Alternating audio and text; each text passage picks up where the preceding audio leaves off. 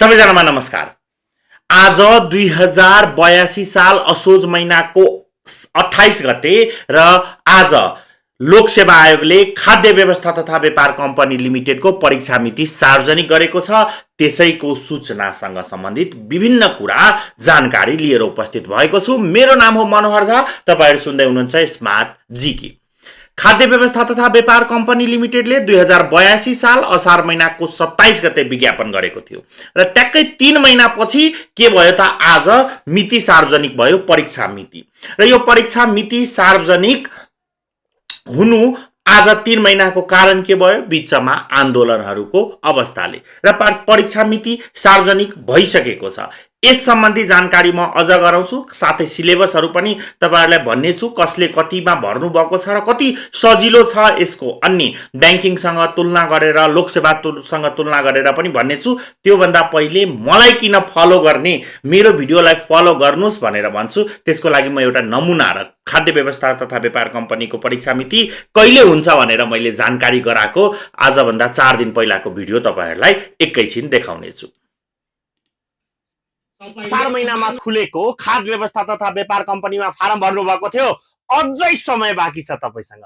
दशैं सक्यो, तिहार अब 2-4 दिनपछि सकिनेछ र तपाई यदि अहिले पनि सोच्दै हुनुहुन्छ परीक्षा कहिले होला भने एटलिस्ट तपाईसँग कार्तिकको पुरै महिना छ। कार्तिक महिनामा परीक्षा हुँदैन। किन नहोला भन्नुहुन्छ भने 15 गते सार्वजनिक संस्थानहरूको चौथो तहको लागि चाहिँ लाइसेन्सको रहेको छ, सो जुदाउँदैन लोकसेवाले। र त्यसपछि जम्मा 2 वटा शनिबार हुन्छ र परीक्षा मिति अहिलेसम्म नतोकिएकोले सम्भवतः मंसिरको पहिलो वा दोस्रो हप्तामा तपाईको परीक्षा होला।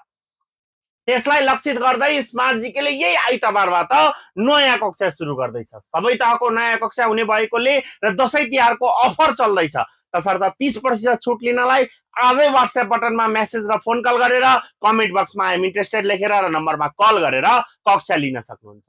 न्यूनतम शुल्कमा अधिकतम सर्भिस दिने स्मार्ट जीके तपाईहरुले हेर्नुभयो। मैले अलरेडी भनेको थिएँ कस्तो हुन्छ भने एक्सपिरियन्स म्याटर्स भन्छ क्या जहिले पनि। मेरो यो फिल्डमा तपाईहरुलाई पनि थाहा छ 9 देखि 10 वर्षको एक्सपिरियन्स भइसकेको छ। सो भने अनुसारले तपाईले यदि तयारीलाई फोकस गर्नुभयो भने तपाई राम्ररी गर्न सक्नुहुन्छ। र दोस्रो भिडियोमा मैले भनेको पनि थिएँ लोकसेवाले यही दशैं र तिहारको जुन बीचको ग्यापमा छ यसमा पुरानो मितिहरू सार्वजनिक गर्छ।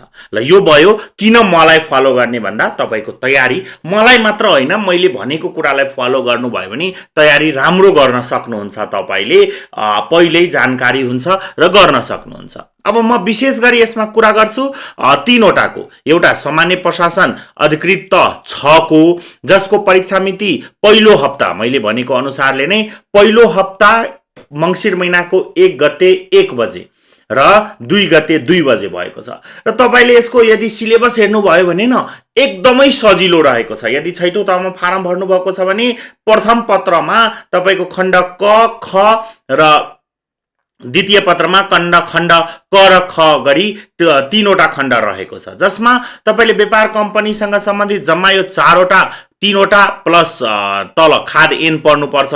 अन्य तपाईले अलरेडी लोकसेवा वा बैंकिङ तयारी गर्दै हुनुहुन्छ भने पनि केही हदसम्म पढ्नु भएको हुन्छ।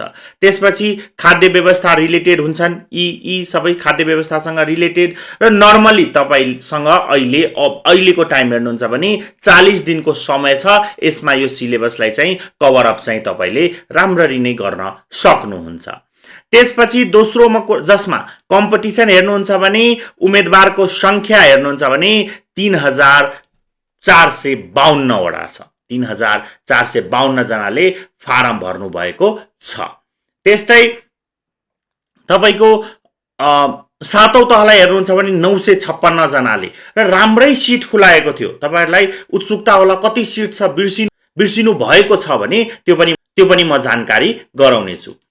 हेर्नुस् त सातौं तहको लागि 5 जना खुल्ला, 1 जना महिला, 1 जना आदिवासी जनजाति, 1 जना मधेसी र 1 जना अपाङ्ग रहेको थियो सातौं तहलाई भने छैठौं तहलाई त्यस्तै 14 जना, जसमा खुल्ला 8, महिला 1, आदिवासी जनजाति 2, मधेसी 2, दलित 1 गरेर टोटलमा 14 जना र 9 जना गरेर हेर्नुहुन्छ भने तपाईको 23 जनाको 23 जनाको सिट खुलेको छ टोटलमा एज अ होलमा हेर्नुहुन्छ भने 23। अब तपाईले बैंकिङ तर्फ कुनै तयारी गर्दै हुनुहुन्छ छैठौं र सातौंको भने त्यसको सिलेबस र यसको सिलेबसलाई कम्पेयर गर्नुहुन्छ भने यदि तपाईले बैंकिङ तयारी गर्न 3 महिना 4 महिनाको समय दिनुहुन्छ भने यसलाई 30 दिनको समय दिए पुग्छ। मैले पहिला पनि भनेको थिएँ बैंकिङ पढ्ने विद्यार्थीहरुलाई यसमा फारम भर्नु होला, राम्रो जागिरो बनेर यदि भर्नु भएको थियो भने यसलाई कम्मर कसेर पढ्नुस्, तपाईले सक्नुहुन्छ भन्ने ग्यारेन्टी म लिन्छु। साथै स्मार्ट जीकेले कक्षा गरिरहेको भएको कारणले कक्षा पनि लिन सक्नुहुन्छ। स्मार्ट जीकेले सबै तहको कक्षा गर्ने गरेको हुन्छ। सबै बैंक तथा वित्तीय संस्था होस्, संगठित संस्था होस्, सबैको कक्षा गराउने ठाउँ हो स्मार्ट जीके। अब म पाँचौं र चौथो तहको कुरा गर्छु जसको एक्ज्याक्टली मैले डेट पनि तपाईलाई भनेको थिएँ, पहिलो र दोस्रो हप्तामा भनेको थिएँ र त्यही अनुसारको हेर्नुस्। यहाँ चौथो तहको लागि टोटलमा 11,640 जनाले फारम भरेका थिए। सिट पनि राम्रो छ, यो होइन कि फारम धेरैले भरे भनेर नजानुस्। यतिको राम्रो सिट भनेको फेरि खुल्न गाह्रै पनि हुन्छ। 25 वटा सिट भनेको कम होइन, त्यही भएर त्यति संख्यामा भरेका छन् र यो संख्यामा फारम भर्न मैले पनि मेरा विद्यार्थी बैंकिङ पढ्ने विद्यार्थीहरूलाई पनि मोटिभेट गरेको हुन्छु, किनभने योहरू राम्रो जागिर खान लागि, सुरुवात गर्न लागि, स्टार्टिङको लागि बेस्ट जागिरहरू हो। सो 11,000 ले फारम भरेका छन्। तपाईको कम्पिटिटर कति जना होला भनेर गेस गर्न मसँग भन्न चाहनुहुन्छ भने यसमा जम्मा जम्मी 5 देखि 6,000 विद्यार्थी छन् जसले चाहिँ यसको राम्ररी तयारी गरेर बस्न खोजिराख्नु भएको होला, तर कसैले पढ्नु भएको छैन होला भन्ने ग्यारेन्टी पनि म लिन्छु है तपाईहरुलाई। सबैले परीक्षा मितिको वेट गरेर बस्नुहुन्छ। सो अहिले नै समय हो र अहिले यसको डेट जुन मंसिरको 5 गते छ, पहिलो हप्ताको अन्तिममा 5 र 6 गते, त्यसलाई तपाईले यदि अब तयारी गर्न खोज्छु भन्नुहुन्छ भने 40 देखि 45 दिन समय छ तपाईसँग अझ पनि, र यो 40 देखि 45 दिनको समयलाई प्रयोग गरी तपाईले सिम्पल सिलेबस छ, सिलेबस पनि एकदम धेरै भइदिएको भए हैन अब नगर्नुस् सक्नुहुन्न भनेर म भन्थे। एकदम सिम्पल, सामान्य ज्ञान लिमिटेड छ जसको लागि तपाई बैंक पढ्नु भएको छ, लोकसेवा पढ्नु भएको छ, त्यहीका कुराहरू छन्, अन्य कहीँका कुरा छैनन् हैन। त्यस्तै तपाईको रिटेन पत्रमा पनि धेरै छैन। गणित सिम्पल, तपाईको यति मात्र गणित पढेर 20 अंकको गणित छ, बैंकिङ पढ्ने विद्यार्थीलाई कति सजिलो। कार्यालय व्यवस्थापनमा हेर्नुस् त यो नपढेको कुनै छ र छैन नि, इंग्लिश र नेपाली दुवैको नोट मेरो पेजमा अवेलेबल छ, तपाई त्यहाँबाट हेर्न सक्नुहुन्छ।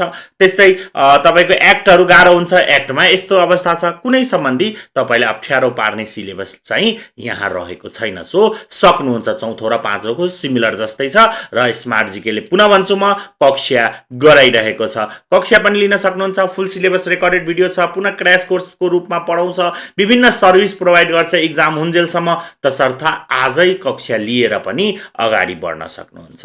यी दुईटाको मैले कुरा गरे। कम्पिटिटर पनि तपाईको धेरै छैन। पाँचौं तहमा जम्मा 1838 जनाले फारम भर्नु भएको छ। यो 13 के होला भनेर सोध्न खोज्नुहुन्छ भने यो इन्टर्नल हो है, कन्फ्युज नहुनु होला। सो तपाई 1838 जनामा कम्पिटिसन गर्ने, 1838 जनामा कम्पिटिसन गर्ने सिट कति थियो भनेर सोच्नुहुन्छ भने टोटलमा 7 जना सिट थियो। यही 7 जना सिट यदि नेपाल राष्ट्र बैंकमा खुल्ले हो भने 40,000 कम्पिटिटर हुन सक्छन्, 30,000 कम्पिटिटर हुन सक्छन्। कृषि विकास बैंकमा खोल्ने हो भने 8,000 कम्पिटिटर हुन्छन्। यहाँ कति कम छ। तपाईले राम्रो पढ्नु भयो भने सक्नुहुन्छ भन्ने पूर्ण विश्वास मलाई छ र मलाई फलो गर्नुस्। यसमा कति मलाई भन्नुभएको होला भनेर सोचिराख्नु भएको छ नि, मैले भन्ने कारण के हो भने पहिले प्री जानकारी तपाईहरुलाई गराएको हुन्छु। यो टाइमिङमा खुल्छ है, पढ्नुस्। किनभने मैले एउटा भिडियोमा पनि भनेको थिएँ, कपाल फुलेको मेरो यही लोकसेवाको अन्तर्गतको काम गर्दा गर्दै हो, मेरो दिनभरि कामै यही हो, अन्य केही पनि म गर्दिन।